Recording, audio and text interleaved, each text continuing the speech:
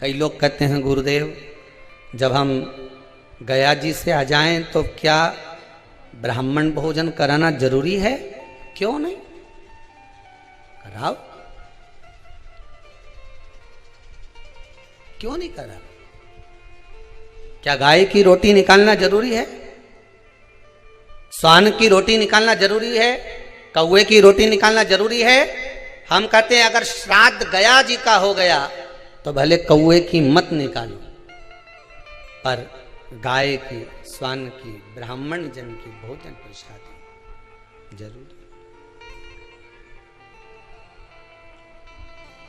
देखिए, जब ज्यादा घर में पितृदोष हो ना, ऐसा लगे कि पितृदोष बहुत ज्यादा है, 1 रुपये कमा रहे हैं, 1.25 रुपये खर्च हो रहा है, हाथ में पैसा नहीं टिक रहा, दुकान 4 दिन अच्छी चल रही है, फिर व्यापार डाउन हो जाता है, कोई पैसा लेकर भग गया, नहीं दे रहा, कहीं कर्जा मात्रा बढ़ गई है, ये पितृदोष के लक्षण है कुछ। इसमें आपके घर में जो भी रुद्राक्ष पड़ा हो, जो भी रुद्राक्ष रखा हो, क्योंकि संभाल के तो आप रखते नहीं, पटक देते हो यहां में, जो भी रुद्राक्ष आपके घर में रखा हुआ, एक पानी के पात्र में उस रुद्राक्ष को डाल दीजिए, उसमें 1 चावल का दाना डाल दीजिए।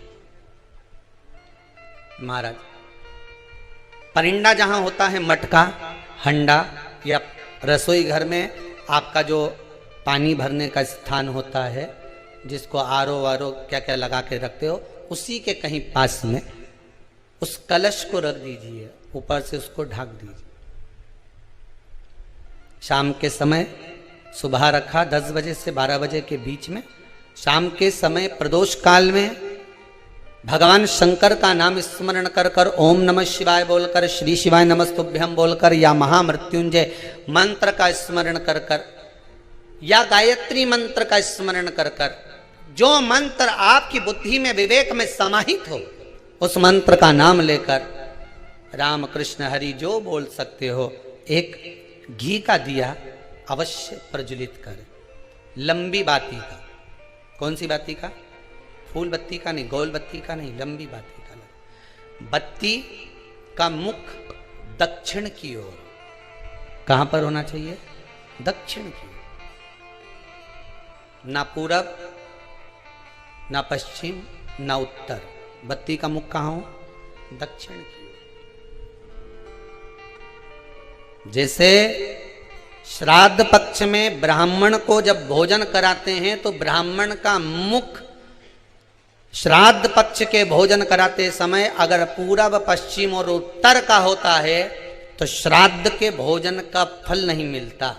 उसका मुख दक्षिण का होता है तो हमारे घर के जितने भी पितर उस तिथि में गए होते हैं सबको उसका भाग मिल जाता है और पितृदोष समाप्त हो जाता है। इसलिए ब्राह्मण का मुख श्राद्ध पक्ष में भोजन कराते समय दक्षिण का होना चाहिए।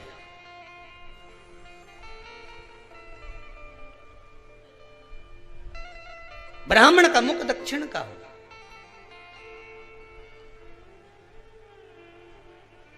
यहां तक शास्त्र कहता है महाराज, अगर गौ माता को श्राद्ध पक्ष में अगर भोजन दे रहे हो तो गाय का मुख अगर दक्षिण का है, गाय का, आपका मुख भले उत्तर का हो, गाय का मुख दक्षिण का हो, आपका मुख भले पूरा पश्चिम नहीं का, गाय का मुख अगर दक्षिण में, अगर आपने दक्षिण में गाय को खड़ी कर रखा है और दक्षिण में उसका मुख और आप भोजन दे रहे हो तो शास्त्र कहता है कि किसी पिंड की जरूरत नहीं पड़ती, गाय स्वतः कल्याण कर देती है, गौ माता स्वतः कल्याण कर,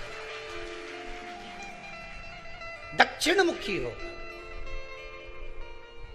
तो दिए की जो बाती का मुख कहां होना चाहिए? दक्षिण का। और दक्षिण का मुख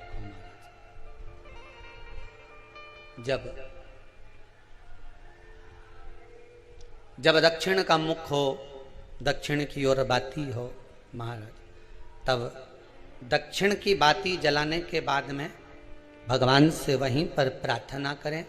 जो कलश रखा है उसके ऊपर जो प्लेट रखी है, ढाका गया है, वहां अपना सीधा हाथ रखें और अपने पूर्वजों का, अपने पितरों का स्मरण करें कि मेरे धन को लेकर कोई चले गया, मेरा व्यापार ऐसा चल रहा है, मेरा घर में बच्चों का विवाह नहीं हो रहा, या घर में इतनी अशांति है, या तकलीफ है, या कष्ट है, ये सब का स्मरण कर कर उस कलश को रात्रि भर रखे रहने दें। सुबह स्नान आदि करने के बाद फिर एक घी का दिया दक्षिण की ओर लगाकर सुबह 10 बजे से 12 बजे के बीच में उस जल को शिव जी को समर्पित कर कर आ जाएं और वो रुद्राक्ष लेकर वापिस सजाएं। महाराज वापिस सजाएं, उस रुद्राक्ष को अपने घर में रख दीजिए। वर्ष भर वो रुद्राक्ष आपको कभी बीमारी से नहीं घिरने देगा, कभी किसी जगह खड्डे में नहीं जाने देगा, वो उन्नति की ओर ही बढ़ाएगा। भले कोई भी रुद्राक्ष हो, 1 मुखी से लेकर 14 मुखी, 20 मुखी, 18 मुखी, जो रुद्राक्ष आपके पास में, आप तो उसका स्मरण करिए।